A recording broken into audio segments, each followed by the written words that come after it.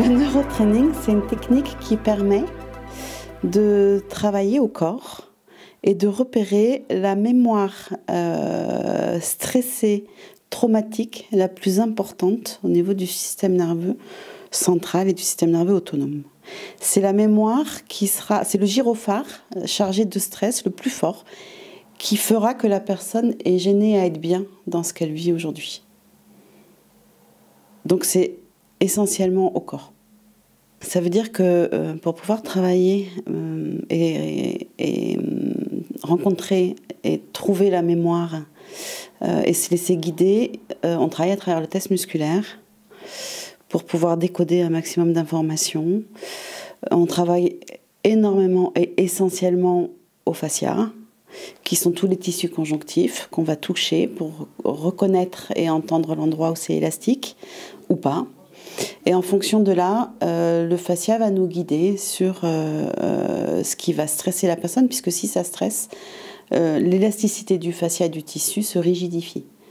Donc comme ça, on va pouvoir élaborer et rentrer dans le protocole qu'il a été créé au niveau du neurotraining pour pouvoir trouver quelle est la mémoire. Notre boulot à nous, c'est de refaire le lien entre l'histoire passée pour pouvoir la conscientiser et la remettre en parallèle avec aujourd'hui, en sachant qu'on va vivre toujours la même émotion, mais ce ne sera jamais le même scénario.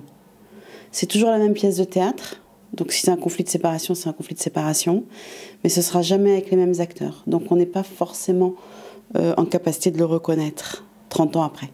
Et pourtant, c'est ça qui se répète. Le neurotraining est un bébé de la kinésiologie, mais aujourd'hui, ça n'a plus rien à voir avec la kinésiologie. Mais ça a été inspiré au départ sur les schémas de fonctionnement de la kinésiologie. Et aujourd'hui, ce qui différencie essentiellement le neurotraining de la kinésiologie, c'est le travail au fascia, puisque le fascia s'adresse au système nerveux autonome et que le test musculaire qui appartient à la kinésiologie travaille sur le système nerveux central. Donc les informations ne sont pas du tout stockées de la même façon. Et quand on est au système nerveux autonome, on a accès à ce qui m'a fait tomber amoureuse de l'outil, c'est au cœur. Tout ce qui est tissu conjonctif s'adresse au rythme du cœur. Donc on est sur de l'émotionnel pur dans le champ de la personne. Et ça, c'est assez merveilleux parce que du coup, c'est vraiment une invitation à pouvoir laisser... comment je pourrais dire ça ? C'est une invitation à ce que l'autre se dépose. J'ai toujours l'image d'un oiseau qui pourrait se déposer au creux de la main et le praticien, son job, c'est d'être au plus doux et au plus à l'écoute possible de ce que la respiration dans le tissu va venir raconter, qui va faire que par cette finesse d'écoute, l'oiseau ne s'envolera pas et il se déposera. Donc c'est un jeu très subtil et ça, c'est le fascia qui peut le donner. Le test musculaire, dans sa structure, n'a pas cette finesse-là. Donc voilà, ça c'est la différence essentielle. Et le neurotraining, donc l'appellation neurotraining n'est pas très très vieille, c'est une technique qui appartient aux neurosciences et ça a été mis en place par José Chouraki à Marseille et Andrew Verity qui est en Australie.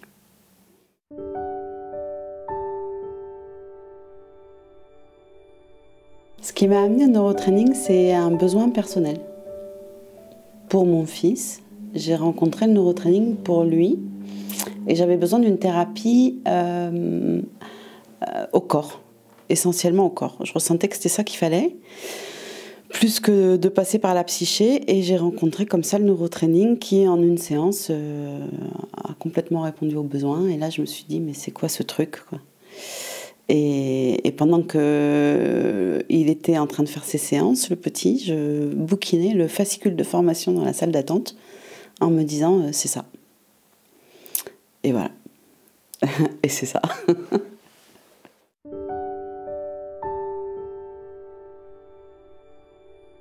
Le neurotraining, il s'adresse à tout le monde.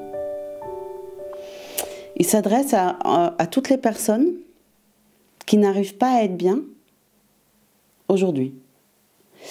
Donc, et qui ont envie de retrouver le choix de se redonner les moyens de pouvoir répondre dans des situations où il y a une émotion très forte qui les envahit et qui fait qu'il y a quelque chose une émotion qui les paralyse ou qui se rejoue. Et là, on est sur des répétitions d'histoires de stress. Donc le neurotraining, ça s'adresse autant à des nourrissons, à des femmes enceintes, on peut travailler sur le bébé, à des enfants. Il y a beaucoup d'hommes en neurotraining qui viennent sur des problèmes de structure physique. Et en fait, par le corps, donc la blessure, la tendinite à répétition, le problème de dos. Par le corps, il y a une ouverture émotionnelle vachement intéressante. Ça s'adresse aux femmes, à tout le monde en fait, aux dépressions, à ceux qui n'arrivent pas à faire mieux, à ceux qui sont bloqués, à un maître de conférence qui parle en public devant 3000 personnes régulièrement et depuis 1 an, et il est en incapacité de le faire alors qu'il a toujours fait. Donc lui, il va arriver en neurotraining, il y a une mémoire qui s'est allumée il y a 1 an, on va trouver à quoi elle appartient, on la débranche, ça débloque, il reparle en public. On n'en sait rien, en fait, ça peut s'adresser à tout le monde. À tout ce qui va gêner la personne à être bien. Et s'il n'y a rien qui gêne à être bien, régalez-vous.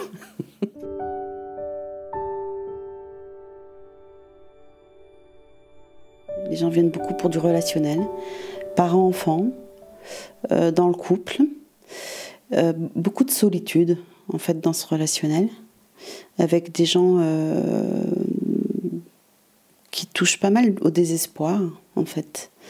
Et avec une mendicité de plus en plus forte à être aimé, à avoir une place, à être entendu, à exiger même. Et beaucoup d'orgueil qui va phagocyter la relation, parce que du coup on rentre dans l'exigence de ce qu'on attend de l'autre. Donc il y a un gros travail qui se fait depuis, on va dire, 3-4 ans, très fort, sur permettre à l'autre d'être ce qu'il est, pour s'autoriser à être soi-même, et juste dans ça, dans l'énergie et dans ce qui s'échange, dans ce qui se rencontre dans la relation, de pouvoir accueillir ce qui se dit, en fait, et rester dans l'amour. Mais il y a beaucoup ça, très fort, là. Enfants, parents, mais pas que des enfants petits. Enfants, les enfants à 40 ans avec leurs parents, quoi, aussi. Ça, c'est très fort. Et je suis assez effarée aussi du nombre d'ados qui sont en rupture et qui vivent un isolement assez terrible, quoi. Et en fait, si on réfléchit un peu, c'est pas complètement incohérent, puisque comme les parents sont dans une rupture de communication, ça fait des adolescents qui sont en rupture avec eux-mêmes. Et puisque l'enfant n'a pas pu venir se rencontrer dans le désir. Donc, du parent, en l'occurrence. Donc voilà, ça c'est très fort. Et c'est très fort. Et ce qui reste comme goût, c'est de la solitude. Les gens sont seuls, quoi. Tout en étant avec l'autre. Ça, c'est fort.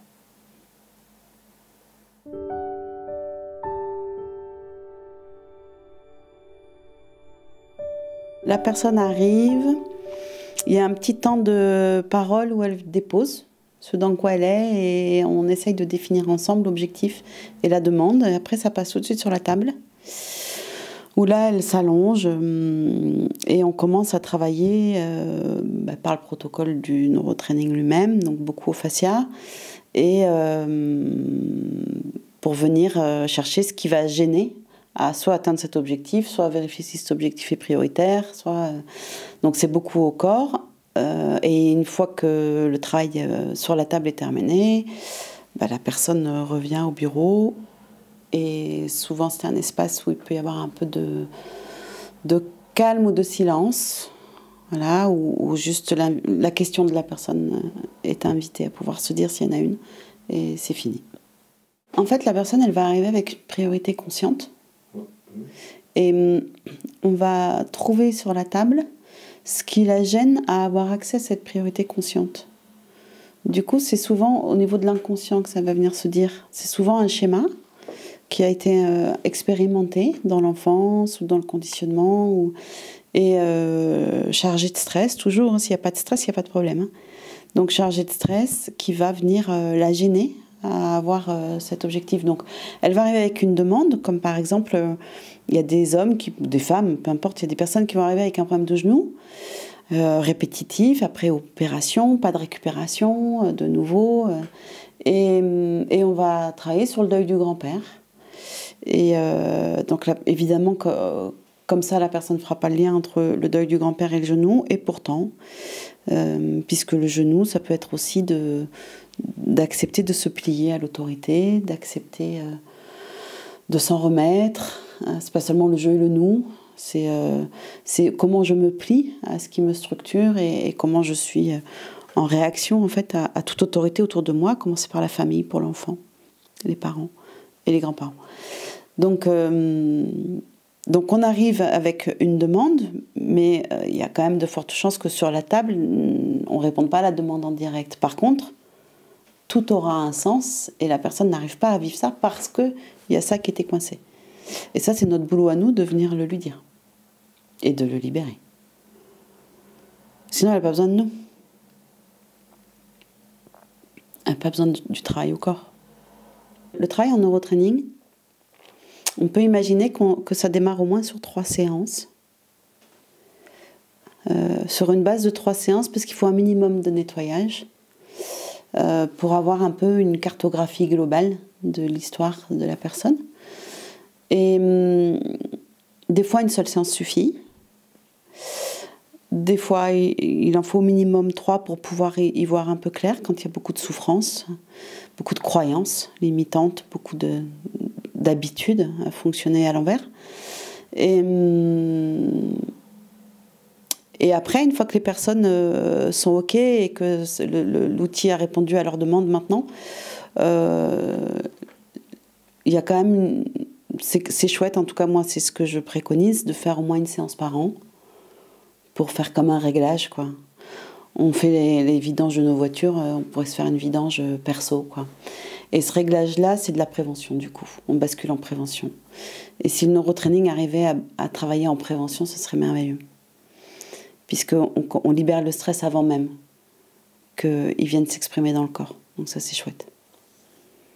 Comme c'est pas le cas, généralement on pédale pas mal et on est obligé de travailler à aller chercher les schémas de stress et d'essayer d'évacuer les douleurs dans le corps qui sont déjà bien inscrites depuis bien longtemps.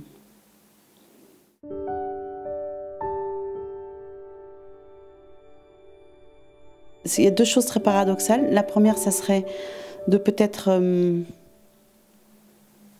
essayer d'être attentif à... mais c'est un peu compliqué, mais... se choisir dans ce qu'on vit. C'est-à-dire que si je prends conscience que je suis responsable de ma réalité et que je suis complètement co-créateur de ce que je vis, du coup, dans le champ de tout ce que je vais être amenée à vivre, il y a un certain nombre de choses qui ne me conviennent pas. Et si tout d'un coup je fais un peu un zoom arrière en prenant conscience que un certain nombre de choses, en fait, je suis co-créatrice de ça, donc c'est-à-dire que j'y ai participé pour que ça m'aille pas. Donc là, ce qui serait sympa pour le cerveau et pour le cœur et pour sa reliance aussi à la verticalité à la fois, ça serait de se dire, mais je suis complètement responsable de ce que je vis, alors ça me va pas. Pourquoi je bouge pas les curseurs si j'ai la capacité d'être responsable de ce que je vis ? Pourquoi est-ce que je continue à vivre des choses qui ne me vont pas ?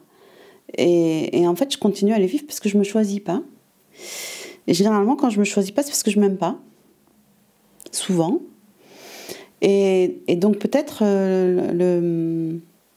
donc là, on est sur la foi, l'amour de soi, et la reliance, quoi.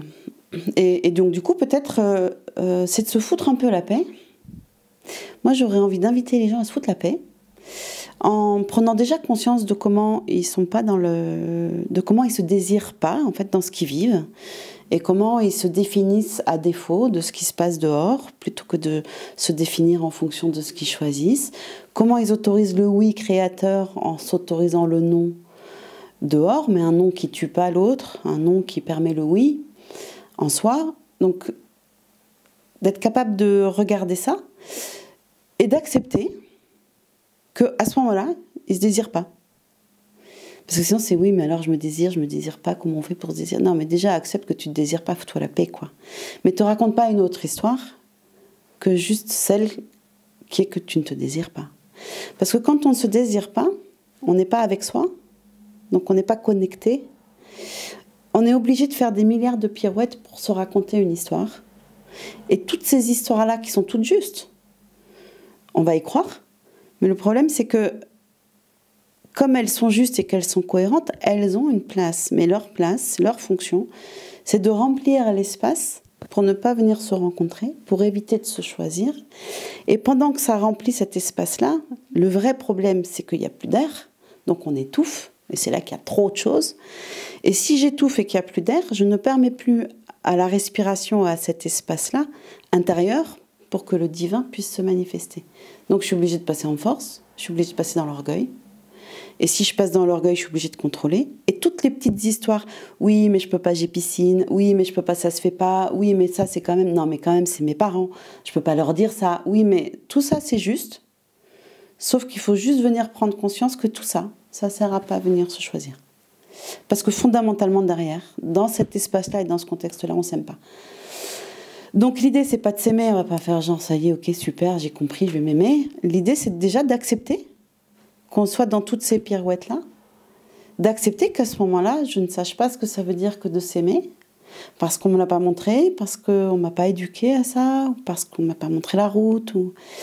Et d'accepter juste ça, parce que si j'accepte, je lâche les pirouettes, j'arrête de me séparer.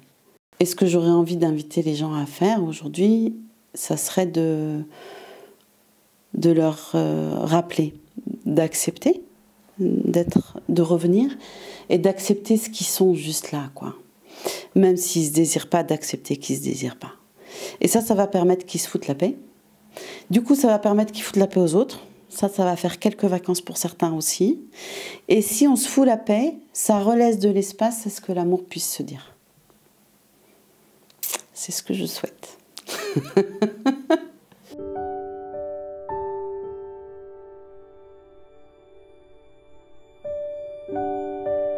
C'est très très difficile de s'accepter parce que tu peux pas accepter ce que tu es sans faire un détour du côté du conditionnement effectivement et du regard des autres.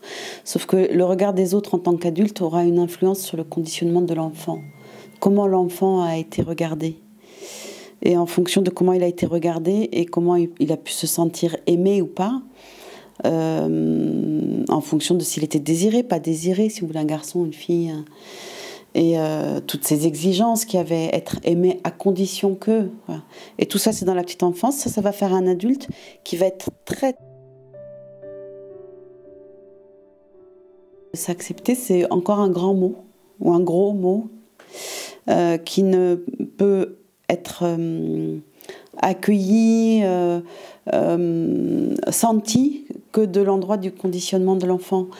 Mais ce qui est intéressant, c'est que là, tu rencontres un enfant, et en chaque adulte, il y a l'enfant en soi. Et pourquoi est-ce que l'adulte, ici, maintenant, de sa décision, puisqu'on a dit qu'il était co-créateur de ce qu'il vivait, pourquoi est-ce que dans sa décision et dans cet espace d'amour, puisqu'il s'aime chaque matin, il s'aime, sinon il est mort déjà, il est aimé par la vie, sinon le cœur il bat pas, quoi. Donc pourquoi est-ce que dans cet espace-là d'adulte, il n'y aurait pas la décision d'aller chercher l'enfant et de choisir que maintenant qu'il y a l'adulte, que les deux sont connectés, qu'il y a le lien, que l'unité se fait, pourquoi on ne pourrait pas décider, ici maintenant, qu'on est libre de ce conditionnement, en tous les cas d'accepter qu'on se libère de ce conditionnement et de finir de libérer les pactes, de libérer les liens, de libérer pour pouvoir s'aimer pleinement avec ce que nous sommes et de nous découvrir en fait, hein. Déjà, qui je suis en fait. Au-delà du regard parental et du conditionnement et de ce que l'histoire a fait de moi, en fait, je suis qui? On n'en sait rien. Et l'idée, c'est pas de le savoir. L'idée, c'est d'accepter qu'on n'en sache rien pour commencer déjà à être sur la route. Et là, il y a de l'unité. À soi.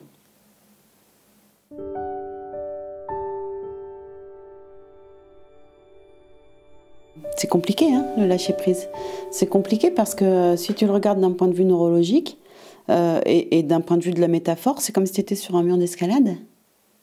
et que tu disais je lâche la prise. La prise qui m'encombre, qui me gêne, je la lâche. Il n'y a pas un cerveau humain qui te lâchera la prise si tu n'en as pas travaillé une autre.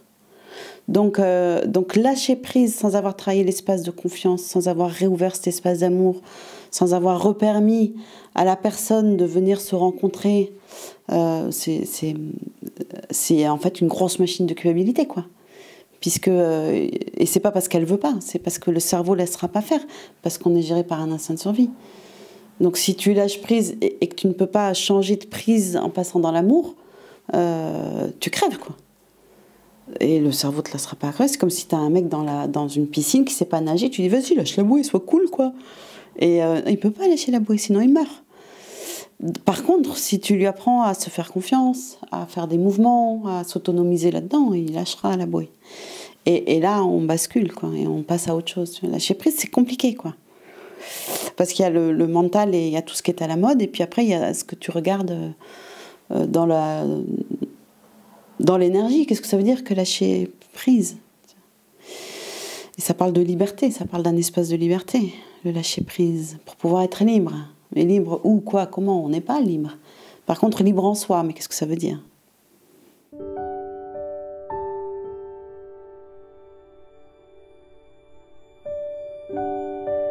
Donc tu réponds à une question par une question, et il y a toujours l'endroit où il y a une insatisfaction, en fait, et comment on fait, en fait, pour aller mieux. Donc ok, tu travailles l'acceptation, mais comment on fait pour travailler l'acceptation? Et en fait, ce qui est intéressant là, c'est que ce dont tu parles, c'est de comment je donne le pouvoir à l'autre ou à quelque chose pour me permettre d'aller mieux. Donc l'acceptation, c'est un joke, hein, mais du coup, comment je fais pour pouvoir accepter? Déjà que j'accepte que je ne m'accepte pas. Et donc on peut aller loin comme ça, mais l'idée c'est un peu ça. Et c'est là où je disais foutons-nous la paix, quoi. Mais du coup, parce que sinon, en fait, quand il se dit que on répond toujours à une question par une autre question, on parle de qui pourrait me donner la réponse, en fait? Comment je peux faire? Qui je pourrais aller voir? Ou qu'est-ce que je pourrais faire pour avoir la réponse? Mais la réponse, elle est en soi. Et il n'y a pas mieux comme guide que soi-même. Mais pour ça, il faut être avec soi. Donc comment on fait pour être avec soi? On commence déjà juste par accepter qu'on n'y soit pas, quoi. Et ça, il n'y a personne qui peut le faire. Et si j'arrive pas à accepter que j'y sois pas, parce que de nouveau je fais des pirouettes, oui mais c'est normal, oui mais ceci, oui mais il y a de la colère qui monte, le travail est déjà en train de se faire, c'est déjà là en train de se faire. Sauf que l'endroit de l'insatisfaction ou de la frustration, il y a toujours des questions qui vont manquer de résonance en fait, et après quoi, et après on fait comment pour aller mieux? C'est la question qui est soulevée là dans cette frustration, c'est qui je pourrais aller voir? Qui a la réponse, quoi? Mais personne. Et j'invite à chacun de donner le pouvoir à aucun thérapeute, ni à personne, ni à un bouquin, ni à rien, qu'à soi-même pour pouvoir aller mieux, quoi. Par contre, il y a des thérapeutes, il y a des praticiens qui permettent de déblayer des routes, mais ils n'ont pas le chemin. Il y a des bouquins qui permettent de mettre sur des pistes, qui permettent d'éveiller, mais le bouquin n'a pas le chemin. Le seul chemin, c'est soi-même, quoi. Mais pour ça, encore faut-il accepter d'être avec soi, quoi. Et ce qui est difficile dans la réaction, et comment je fais pour pouvoir accepter, c'est à quel point on entend la résistance à pouvoir s'accepter, et à quel point derrière ça ne s'aime pas, en fait. Mais c'est pas du jeu, c'est ça ne s'aime pas. C'est-à-dire que l'espace dans lequel l'amour devrait pouvoir se manifester est plein de bordel, quoi.